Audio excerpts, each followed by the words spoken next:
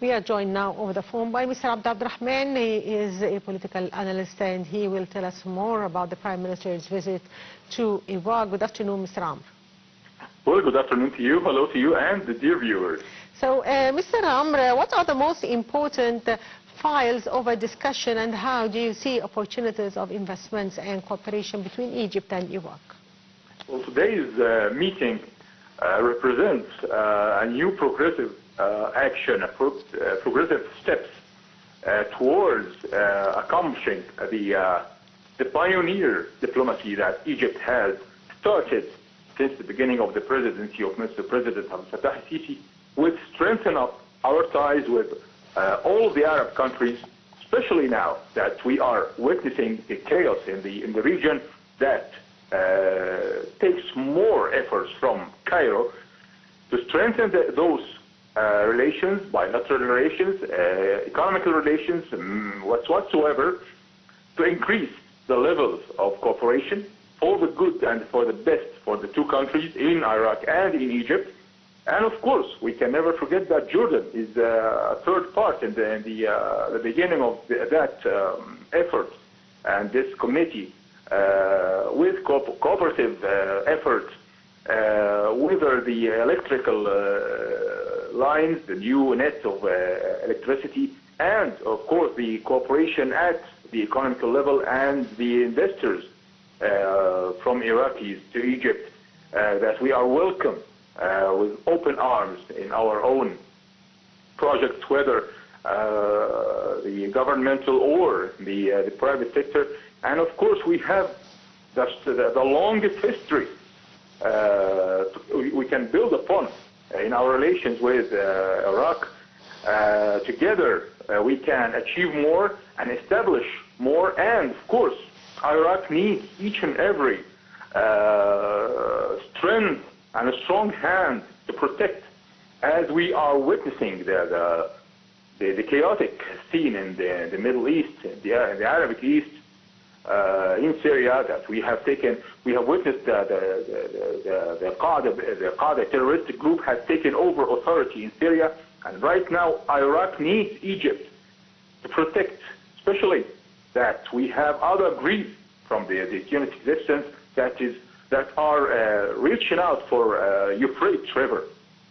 Of course, it's time for a stronger and a wider step of cooperation between Egypt and Iraq.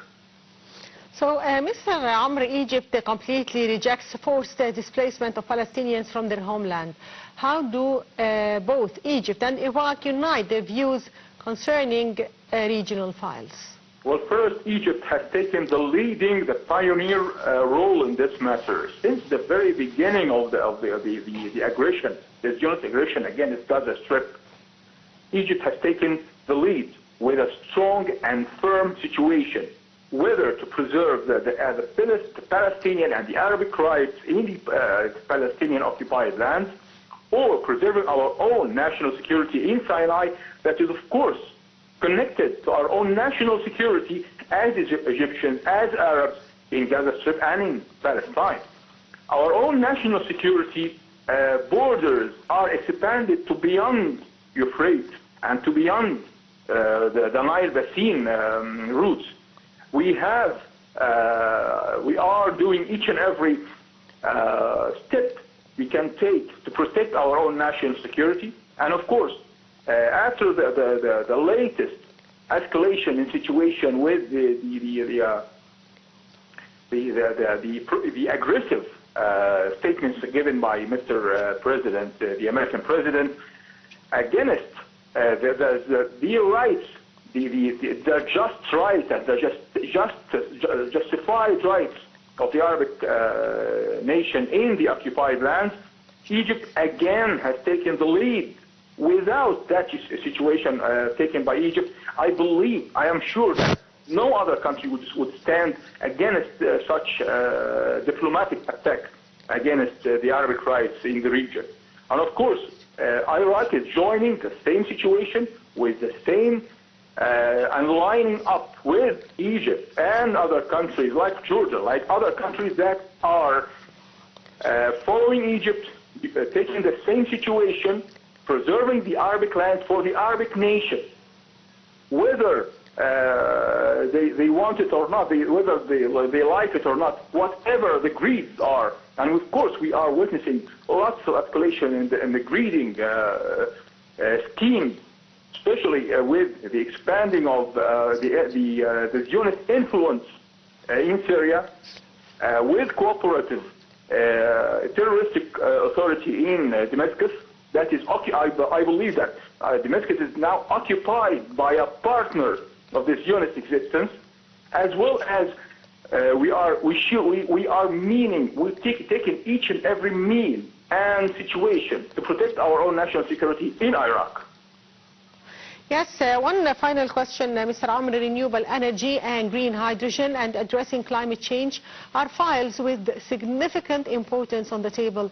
What are the steps taken to enhance cooperation in this field? Well, of course, economy is the language of that era. This is the language. This is the tongue of the common tongue of the whole world right now. If we need to strengthen our own political and diplomatical cooperation, we should enhance more and pour more cement in the pillars of cooperation with Iraq in the field of the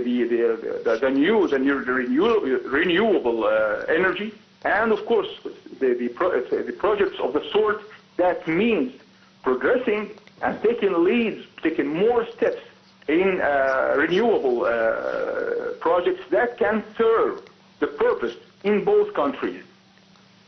Yes, I'd like to thank you, Mr. Amr Abdel-Rahman, a political analyst and journalist. Thank you for being with us. And back to our reports, a Palestinian prisoners advocacy group said that Israelis authorities would release 110 prisoners, including 30 minors, on Thursday as part of an exchange under a Gaza ceasefire deal agreed with Hamas. The group said the prisoners were expected to arrive in the Radana area of Ramallah at around noon.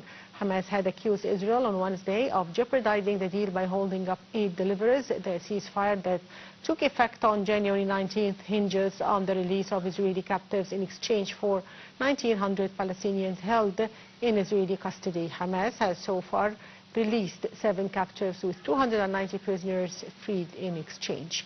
The true deal has allowed truckloads of aid into the devastated Gaza Strip, where the war has created a long-running humanitarian crisis. And moving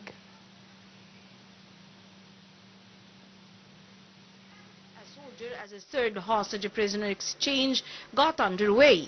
3 Israelis and 5